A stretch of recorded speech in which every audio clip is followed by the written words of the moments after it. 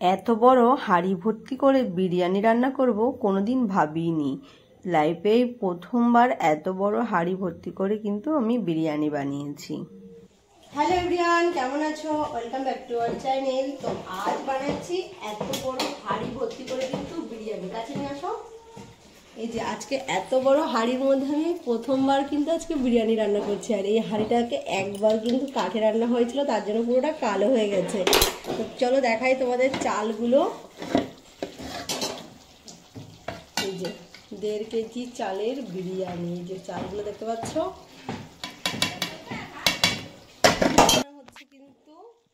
তো বিরিয়ানির মশলাটা এখানে কষিয়ে নিচ্ছিলাম। তো আর মশলাটা বানিয়েছিলাম আমি টমেটো, আদা, জিরে, লঙ্কা, আর তার সাথে দিয়েছিলাম কিন্তু গোটা গরম মশলা। আর গরম মশলাটা কিন্তু আমি এই আদা আর টমেটোর সাথে কিন্তু পেস্ট করে নিলে বেশ ভালো ফ্লেভার আসে। আর এর মধ্যে দিয়ে দিলাম কিন্তু আমি হলুদের গুঁড়ো 2 চামচ পরিমাণ মতো, কেননা এঁচোড় আর আলুর পরিমাণটা একটু বেশি আছে।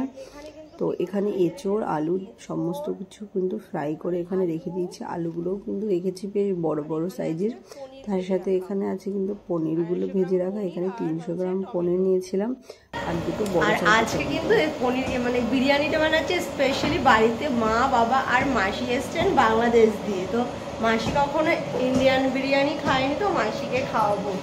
আর কদিন আগে বানিয়েছিলাম, সেই ভিডিওটা তোমরা দেখতে পেয়েছো হাজবেন্ড আসার পরে। আর গিয়ে এবার নিয়ে কিন্তু 3 নম্বর বিরিয়ানি আমি বানাচ্ছি, 3বার বানাচ্ছি বাড়িতে। তো এইদিকে মশলা কষানো হচ্ছে। আর এখানে কিন্তু আমি টক দই নিয়েছি। টক দইটা গিয়ে ফেটাবো। এটা মেট্রো দই নিয়েছি। আমুলের দইটা চেয়েছিলাম, আমুলের দইটা কিন্তু পাইনি। তো এটা দই নিয়েছি। দই দিলে কিন্তু বিরিয়ানিতে টেস্ট লাগে অনেকটা বেশি। আগের বারে যে 2বার বানিয়েছিলাম তখন দই দিইনি। তো দইটা ভালো করে ফেটিয়ে নেব আমি।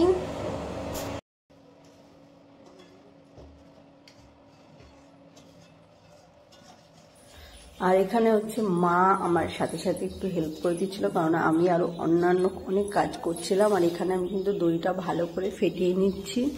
আর দই দিলে কিন্তু বিরিয়ানির টেস্টটা আরো ভালো আসে। আমি অনেক জায়গায় দেখেছি এবং শুনেওছি, কিন্তু আমি আগে কখনোই ব্যবহার করিনি। এবার প্রথমবার দিচ্ছি, আশা করি ভালোই হবে, খারাপ হবে না।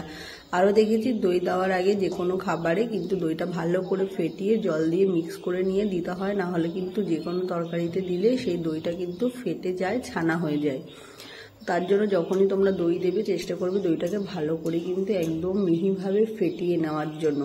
তো এখানে দইটা আমি ভালো করে ফেটিয়ে দিয়েছি। আর দইটা দিয়ে কিন্তু আমি আর বেশিক্ষণ এখানে নাড়বো না, তার সাথে সাথে আমি সবজিগুলো দিয়ে দেবো। সবজিগুলো দিয়ে এঁচোড় এবং আলুগুলো দিয়ে কিন্তু আমি সুন্দর করে কষাবো। তো সুন্দর কষানো হয়ে গেলে কিন্তু আমি জল দেবো। আর এখানে আলু আর এঁচোড় দিয়ে কিন্তু আমি ভালোভাবে নাড়াচাড়া করছি। আর এর মধ্যেও হলুদের গুঁড়ো, লবণ, এইগুলো তো যার যার পরিমাণ মতন তোমরা যদি কখনো বানাও দিয়ে নেবে। আমি আমার পরিমাণ মতন সমস্ত কিছু দিয়ে নিয়েছি। আর এখানে এঁচোড় আর আলুটা ভালো করে কিন্তু কষতে হবে, না কষলে কিন্তু টেস্ট আসবে না। তো যাই হোক, এখানে কিন্তু দেখায় এটা আমার মা আর এটা আমার মাসি।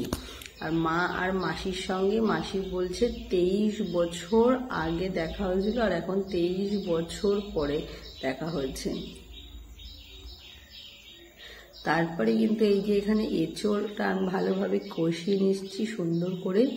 আর জল দিয়ে 15 থেকে 20 মিনিট হালকা কিন্তু দমে আমি রেখে দেবো, যাতে আস্তে আস্তে সিদ্ধ হয়ে যায়। আমি কিন্তু অনেকটা বেশি জল দিয়ে কিন্তু ফোটাবো না, তাহলে কিন্তু এঁচোড়ের টেস্ট অন্য রকমের হয়ে যাবে। যেহেতু আমি বিরিয়ানি করছি, বিরিয়ানির মতন করে করতে হবে। তো আর এর মধ্যে দিয়েছিলাম হিং আর সামান্য পরিমাণ শুকনো জিরের গুঁড়ো আর ধনিয়ার পাউডার। আর এখানে এঁচোড় কষানো হয়ে গেছিলো, নামিয়ে নিয়েছিলাম। এখন আমি বিরিয়ানির লেয়ারিং করছিলাম। আমি আমার হাজবেন্ডকে বললাম করো, সবাই বলছে না তুমিই করো, এই জিনিসটা তুমি ভালো করো। আর এখানে আমি প্রথমে দিয়েছিলাম নিচে ঘি লাগিয়ে অল্প প্লেন ভাত, তার উপরে দিয়েছিলাম অল্প বিরিয়ানির যে এঁচোড় আর আলুর মশলাটা। তারপরে দিলাম আবার রাইস, তার উপরে দিচ্ছি আবার কিন্তু বিরিয়ানির যে মশলা বানিয়েছিলাম, এঁচোড় আর পনির, আলু। আর এখানে আস্তে আস্তে কিন্তু এইভাবেই কিন্তু আমি সমস্ত লেয়ারিংগুলো করছি। অল্প অল্প বিরিয়ানি রাইস দিচ্ছিলাম, অল্প অল্প আমি মশলাটা দিচ্ছিলাম। তো এইভাবেই কিন্তু আমি 4-5 বার করে লেয়ারিং এইভাবে করে নিয়েছিলাম। আর এইভাবে করলেই কিন্তু বিরিয়ানির টেস্টটা আরো ভালো লাগে। তার উপর থেকে দিলাম গোলাপ জল, কেওড়া জল আর সামান্য পরিমাণ রাইসের মধ্যে গরম মশলা। তাহলে রাইসের যে ভাগগুলো এর মধ্যে খেতে কিন্তু অনেক টেস্ট হবে। আর এর মধ্যে আমি অল্প করে মিঠা আতর নিয়ে আমি রাইসের সাথে মিক্স করে দিয়েছি। আর তারপরে আমি কিন্তু ঘি দিয়েছিলাম অল্প করে। আবারও কিন্তু এর উপর যে সবজিগুলো আমি সুন্দর করে সাজিয়ে দিচ্ছি, যে এঁচোড়, আলু আর পনিরগুলো, তার উপরে কিন্তু আবার আমি এইভাবে রাইসের লেয়ার একটা করে দিলাম। আর আজকে কিন্তু এঁচোড়টাও নিয়েছিলাম 1 কেজি পরিমাণ মতো। আর এই এঁচোড়টা কিন্তু মা বাবা বাড়ি থেকে নিয়ে এসেছিল আমার কাকিদের গাছের এঁচোড়টা কিন্তু খুব সুন্দর হয়, একদম সফট ছিল এঁচোড়টা। আর পনিরটাও কিন্তু খুবই ভালো ছিল আমাদের এখানে। তো এইভাবে করে করে আমি একটু সাইডে সাইডে ছড়িয়ে দেওয়ার চেষ্টা করছিলাম ভালোভাবে সবজিগুলো।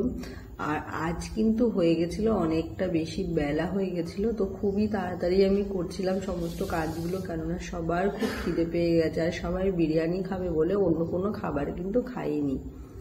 তো যাই হোক, আমার বাবা তো বিরিয়ানি খেয়ে খুব খুশি হয়েছিল, মা, মাসি। আর মাসি হচ্ছে গিয়ে বলেছিল আমার জন্য অল্প করে প্লেন রাইস রাখতে, তো মাসির জন্য অল্প প্লেন রাইস রেখেছিলাম। আর হচ্ছে মাসি এই চালটা বলছে আমি কখনো দেখিনি এরকম বিরিয়ানি চাল, আর বলছে বাংলাদেশে বিরিয়ানি হয় পোলাওয়ের চাল দিয়ে, ছোট ছোট, যেটাকে আমরা ইন্ডিয়াতে আমাদের এখানে গোবিন্দভোগ চাল বলি, এই আর কি। তো হচ্ছে এইভাবে কিন্তু আমি বিরিয়ানি লেয়ারিং করে নিয়েছিলাম। আর এখন কিন্তু এই যে দিচ্ছি আমি বেশ খানিকটা পরিমাণ হচ্ছে ঘি। আর এই দেখো পুরো হাঁড়িটাও ভর্তি হয়ে গেল। আর এটা কিন্তু 2-2.5 কেজির হাঁড়ি ছিল। তো যাই হোক, এখানে বিরিয়ানি আমি দমে বসিয়ে দিয়েছিলাম। আর হাজবেন্ড কাটছিল রায়তা বানানোর জন্য টমেটো, শসা আর কাঁচা লঙ্কা। আর মেয়ে উঠে পড়েছিল তার ঘাড়ের উপরে, ঘাড়ে উঠে মেয়ে গাছ খেলছে। আর আমি তার সাথে বিরিয়ানি যেহেতু দমে হচ্ছে, আমি করে নিয়েছিলাম কিছু বেগুন ভাজা। এই ছোট ছোট বেগুনগুলো খেতে কিন্তু অনেক টেস্ট লাগে।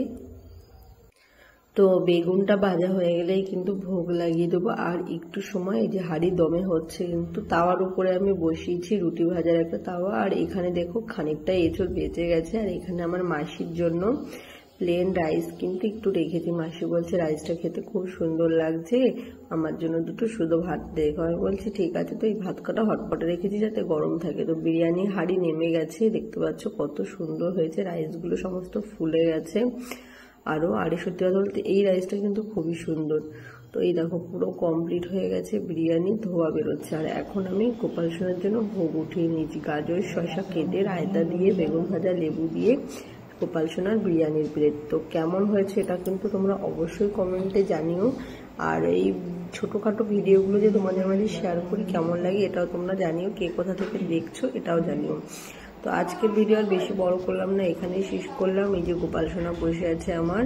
তো সকলে তোমরা ভালো থেকো, সুস্থ থেকো, সাবধানে থেকো। দেখা হবে নেক্সট ব্লগের সাথে। আর এই যে জয় জগন্নাথ, বলদেব, সুভদ্রা মহারানী দুজন, একটা দিয়েছে মা, একটা দিয়েছে আমার একজন বান্ধবী। মা বাবাও গিয়েছিল কিছুদিন আগে পুরীতে। যাই হোক, সকলে ভালো থেকো।